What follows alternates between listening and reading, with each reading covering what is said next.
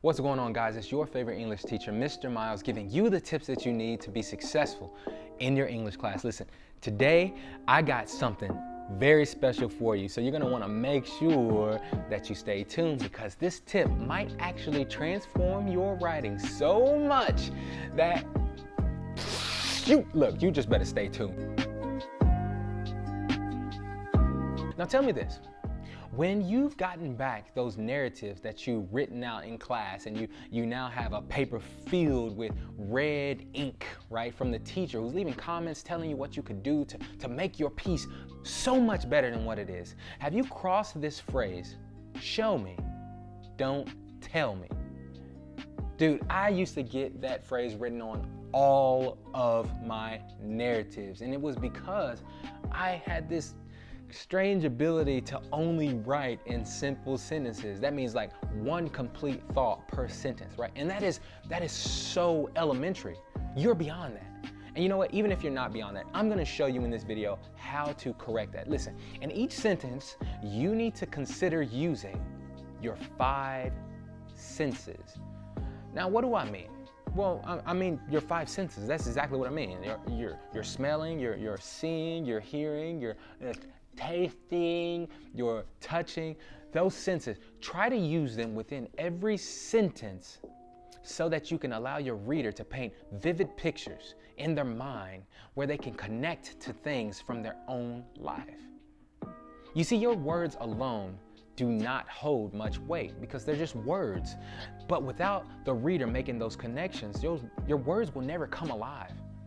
So, here's how you do it, all right? You're probably asking yourself, how do I use my senses in the sentence? Well, it's actually pretty easy. I'm gonna show you with an example. Check this out. Look at this sentence. The man was tall. Okay, the man was tall. If your friend came to you and said, well, the man was tall, you probably would say, well, how tall? Right? You're seeing pictures of people come in your head like Yao Ming and Shaq or someone like that, but this sentence really doesn't relate to anybody. It doesn't relate to any sort of understanding of height, right? So what do we need to add to this sentence so that the reader can make a vivid picture within their head? Well, watch this example. Check this out. As John entered the room, he ducked his head slightly to avoid hitting the trim of the door. You see, in that sentence, now we have a vivid picture because what you probably just did was you looked at your doorway, right? And you saw how tall that doorway was and you said, dang, John is probably taller than the door. And that's because he is. Now, we're creating this connection in our own life. You see that? And we also use the sense of sight, right? Because now you can see John. Look at this next example. The house was dirty. Look, dirty is subjective because you don't know what dirty is. I mean, all you have is your interpretation of dirty, but that doesn't necessarily mean that is the character in the story's interpretation of dirty, right? Imagine if this person was like a professional cleaner or something like that. Dirty would be the smallest thing out of place within the house. But check this out. What if we paint a very vivid picture of what dirty looks like? Check this out. Walking was nearly impossible due to the hazardous aroma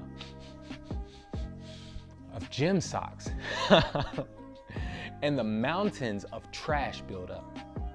See, in this sentence, you can see a character walking through a house and having a hard time moving because there's trash piled up in the house and there's a horrendous smell of gym socks. Like, what do your gym socks smell like?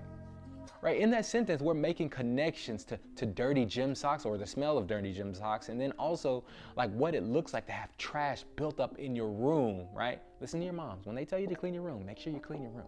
All right, it's not a joke. Check out this next example. The food is bad. Saying the food is bad, again, is subjective because I know people who think pizza tastes bad. Like, what kind of human being doesn't like pizza? What? Listen, watch this sentence because this sentence is gonna kind of paint a picture for you. Check this out. Roasted liver, goodness gracious, is like steak flavored dog poop wrestling with my tongue. You see, in that picture, you can see a kid eating liver and making horrible faces while they're eating because it tastes like dog poop. Have you tasted dog poop? Listen, dog poop is... Okay, I've never tasted dog poop, but if I did, I can tell you it's probably horrible. But I have tasted liver, and it is disgusting. It's good for you, but it's disgusting. You see, in this picture, I use the sense of taste, right? I'm not just telling you it tastes bad, but I'm showing you. And in that showing, you can see the emotion. You can see the character sort of being squeamish as they eat this liver, right? That is showing you. Now, in your writing, you're gonna have to get used to using your 5 senses. Now, it's very easy, right? If you wanna practice this, take any simple sentence, right? Say a simple sentence like, the tree was tall, or the couch was ugly, or the person was mean. Take those sentences, and instead of just telling us what the person is, right? It doesn't matter if you're telling the emotion or you're telling the appearance. Instead of doing that, how about you show it to us? Think of someone in your head, or some situation in your head that you can use to paint a picture. That is going to transform your writing. Show me, don't tell me. Trust me, if you use these tips, your teachers will never write that phrase on your papers again. Instead, the phrase that they're going to write on that paper is, can you show me how to do this?